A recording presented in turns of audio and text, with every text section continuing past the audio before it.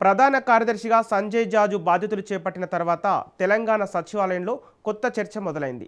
కొత్త సీఎస్ నియామకం, పరిపాలన ప్రాధాన్యతలు, ఉన్నతాధికారుల మధ్య సమన్వయం వంటి అంశాలు చర్చనీయాంశంగా మారాయి. ఇదే సమయంలో కొందరు సీనియర్ ఐఏఎస్ అధికారుల్లో అసంతృప్తి ఉందనే ప్రచారం కూడా వినిపిస్తుంది. అసలు ఐఏఎస్ వర్గాల్లో అంతర్గత సమీకరణాలు మారుతున్నాయా? సీనియారిటీకి ప్రాధాన్యం దక్కలేదనే అసంతృప్తి కొందరు సీనియర్ అధికారుల్లో ఉందా? సీఎస్ రేసులో ఉన్నవారు తీరా చివరి నిమిషంలో కేంద్ర సర్వీసుల నుంచి వచ్చిన అధికారికి అవకాశం దక్కడంతో షాక్కు గురయ్యారా? రివ్యూ సమావేశాల్లో ఆశించిన స్థాయిలో స్పందన కనిపించడం లేదన్న ప్రచారం వెనుక అసలు కారణమేంటి? ఇవన్నీ అధికార వర్గాల్లో వినిపిస్తున్న చర్చలు మాత్రమేనా, లేక పరిపాలన ప్రభావం చూపే పరిణామాలా? Let's watch this story. ఏ రాష్ట్ర ప్రభుత్వ పరిపాలనలో అయినా ప్రధాన కార్యదర్శి పదవి అత్యంత కీలకమైనది. ముఖ్యమంత్రి తర్వాత పరిపాలన వ్యవస్థలో అత్యున్నత స్థాయిలో పనిచేసే అధికారి సీఎస్.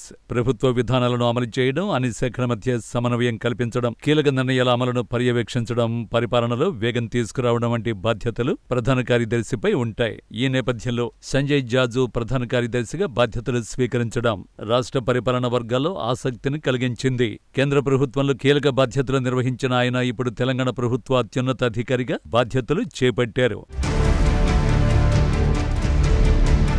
ఇదే సమయంలో సచివాలయ వర్గాల్లో మరో చర్చ కూడా జరుగుతోంది. సీనియారిటీ ప్రకారం ఈసారి సీఎస్ పదవి తమకు దక్కుతుందని భావించిన కొందరు సీనియర్ ఐఏఎస్ అధికారులు చివరి నిమిషంలో జరిగిన పరిణామాలతో నిరాశకు గురయ్యారనే ప్రచారం వినిపిస్తోంది. అయితే ఈ అంశంపై సంబంధిత అధికారులు కూడా బహిరంగంగా స్పందించలేదు.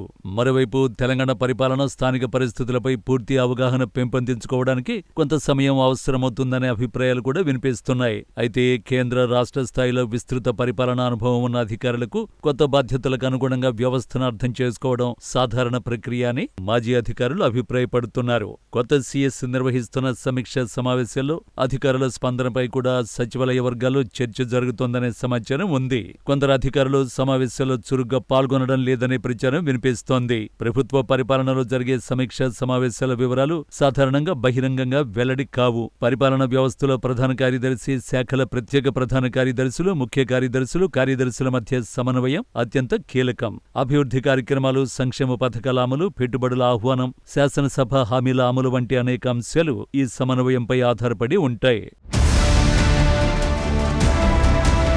పరిపాలనలో అభిప్రాయ భేదాలు ఉండడం అసాధారణమేం కాదు. అయితే అవి నిర్ణయాల నాణ్యతను మెరుగుపరిచే విధంగా ఉండాలి తప్ప ప్రభుత్వ పనితీరుపై ప్రభావం చూపకూడదని పరిపాలనా నిపుణులు అభిప్రాయపడుతున్నారు. ప్రస్తుతం వినిపిస్తున్న ప్రచారాలు నిజంగా పరిపాలనా వ్యవస్థపై ప్రభావాన్ని చూపుతాయా లేదా అన్నది ఇప్పుడే చెప్పడం సాధ్యం కాదు. ప్రభుత్వం నుంచి ఎలాంటి అధికారిక సంకేతాలు వెలువడలేదు. అలాగే ఉన్నతాధికారులు కూడా ఈ అంశాలపై బహిరంగంగా స్పందించలేదు. ప్రభుత్వ పనితీరును అంచనా వేయాల్సింది నిర్ణయాల అమలు, శాఖల మధ్య సమన్వయం, అభివృద్ధి కార్యక్రమాల పురోగతి, ప్రజలకు అందుతున్న సేవల ఆధారంగానే ఉంటుంది. ప్రస్తుతం సచివాలయ వర్గాల్లో వినిపిస్తున్న చర్చలు, ప్రచారాలు ఓవైపు కాగా, మరోవైపు కొత్త ప్రధాన కార్యదర్శి నాయకత్వంలో పరిపాలన వ్యవస్థ ఎలా ముందుకు సాగుతుందనే అంశంపై ఆసక్తి నెలకొంది. ప్రభుత్వ యంత్రాంగంలో సమన్వయం, నిర్ణయాల అమలు, అభివృద్ధి కార్యక్రమాల పురోగతి ఈ చర్చలకు సమాధానం చెప్పనున్నాయి. ఇక రాష్ట్ర ప్రభుత్వ ప్రాధాన్యత పథకాలు, కేంద్ర ప్రభుత్వ పథకాలపై ప్రతివారం సమీక్షించాలని ప్రభుత్వ ప్రధాన కార్యదర్శి సంజయ్ జాజు నిర్ణయించారు.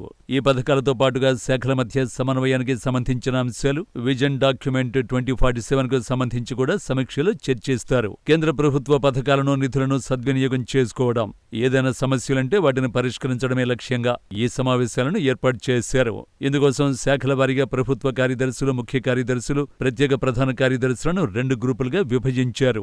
ఒక గ్రూప్ అధికారులు మొదటి వారంలో, రెండో గ్రూప్ అధికారులు రెండో వారంలో ఆయా శాఖల్లో పురోగతి, చేస్తున్న పథకాలు, కార్యక్రమాలపై సమీక్షించనున్నట్లుగా తెలుస్తోంది.